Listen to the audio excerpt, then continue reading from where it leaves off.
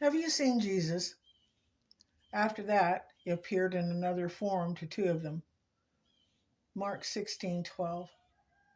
Being saved and seeing Jesus are not the same thing. Many people who have never seen Jesus have received and shared in God's grace. But once you have seen him, you can never be the same. Other things will not have the appeal they did before. You should always recognize the difference between what you see Jesus to be and what he has done for you.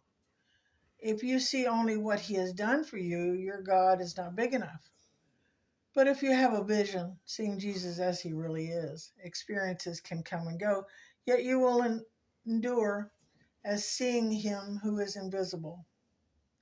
Hebrews 11:27.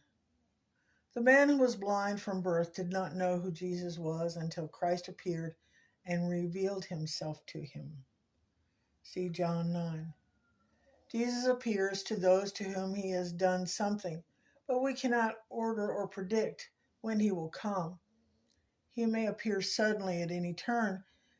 Then you can exclaim, "Now I have seen him." See John 9:25. Jesus must appear to you and to your friend individually. No one can see Jesus with your eyes, and the division takes place when one has seen him and the other one has not. You cannot bring your friend to the point of seeing. God must do that. Have you seen Jesus? If so, you will want others to see him too. And they went and told the rest, but they did not believe them either. Mark 16:13. When you see Jesus, you must tell, even if they don't believe. Oh, I could tell, you surely would believe it. Oh, could I only say what I've seen? How should I tell, or how can you receive it? How till he bringeth you where I have been? Complete and effective decision about sin. Our old man was crucified with him. That the body of sin must be done away with, that we should no longer be slaves to sin. Romans 6:6. Co-crucifixion.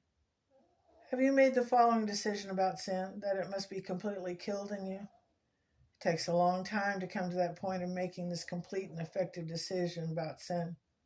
It is, however, the greatest moment in your life once you decide that sin must die in you. Not simply be restrained, suppressed, and counteracted, but crucified, just as Jesus Christ died for the sin of the world. No one can bring anyone else to this decision. You may be mentally and spiritually convinced, but what we need to do is actually make the decision that Paul urged us to do in this passage.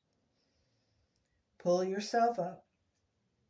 Take some time alone with God and make this important decision, saying, "Lord, identify with me your death until I know that sin is dead in me."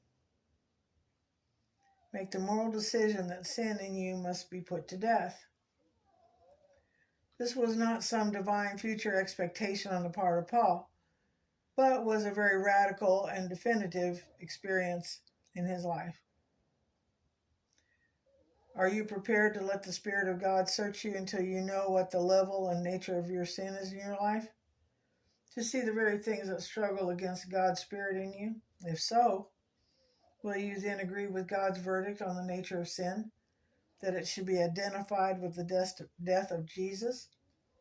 You cannot reckon yourselves to be dead indeed to sin unless you have radically dealt with the issue of your will before God. Romans 6:11. Have you entered into the glorious privilege of being crucified with Christ until all that remains in your flesh and blood is his life?